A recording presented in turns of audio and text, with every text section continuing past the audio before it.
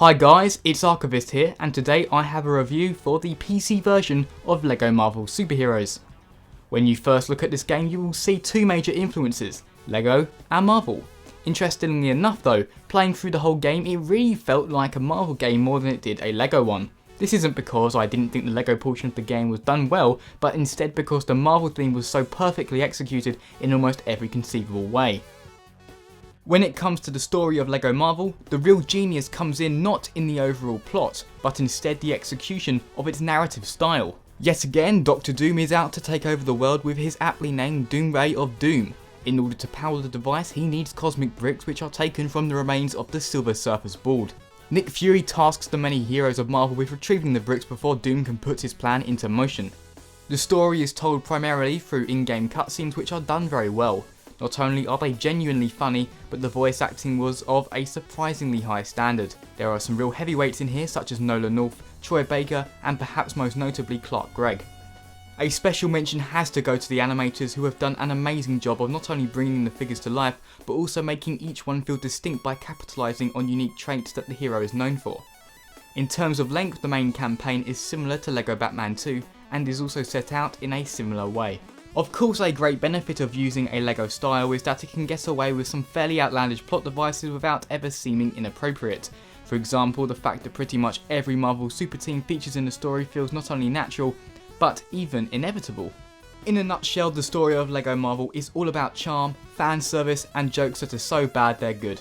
With so many games trying to be overcomplicated and way too serious when it comes to plot, it's nice to have something that doesn't take itself too seriously and benefits massively as a result.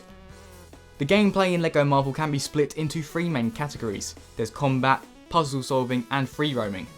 The combat in LEGO Marvel is simplistic yet highly entertaining. With so many characters to choose from, there is always an opportunity to test your powers on some unfortunate foes. A really nice touch is that each have special moves that fit their character. For example, Spider-Man will often make creative use of his webs to outmaneuver his enemies. While the combat is pretty entertaining to watch, it is still very simplistic. However, I don't actually consider this a negative, as the style of LEGO games could very quickly become convoluted if the system became too complex. On the other hand, the puzzle solving has definitely improved since LEGO Batman 2. You won't find yourself in those situations where you just don't know what to do, as the solutions are generally much clearer without becoming too obvious. The game encourages players to combine the different powers of characters in order to overcome obstacles. For example, while big characters like Hulk can lift heavy objects, they aren't able to build due to their cumbersome hands. Lastly, with regards to gameplay, the open world offers a pretty fun experience to explore a fairly large New York.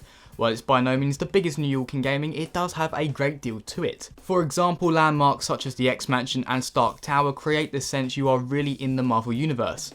Also, the flying has been improved immensely from LEGO Batman 2. Soaring around the city as Iron Man is just too much fun. There isn't a great deal to talk about when it comes to the graphics of a LEGO game. To be honest, if you have played any of the other games in the series, you know what to expect. However, there are some nice touches that make this game stand out above the others. For one thing, the animations that characters perform when left idle really bring out their personality. It just adds to the sense that each and every figure is distinct from the rest. Also, there are now big figures that look and move very well, with their running animations being especially impressive. Something LEGO Marvel definitely has going for it are the bright visuals. While the darkened streets of LEGO Batman 2's Gotham may have been atmospheric, it did get dull very quickly. However, the city of New York is filled with vibrant colours that serve to liven up the game as a whole. I would also like to give a special mention to Venom's transformation animation. Whoever designed this deserves a lot of credit. The lasting appeal of LEGO Marvel is truly immense. After playing each of the story levels, you can come back to them in free play mode. This allows you to bring in any characters you want, which can serve to reach unlockables you could not previously obtain. An incredible aspect to LEGO Marvel is the absolutely insane number of characters there are to unlock. This is going to keep Marvel fans busy for a very long time indeed. Not to mention, every single part of the game is fully playable in co-op, which means you may want to play through the game with more than one friend to see how they decide to tackle problems. With golden bricks, mini kits, and much more to collect and discover, the longevity of LEGO Marvel is absolutely incredible.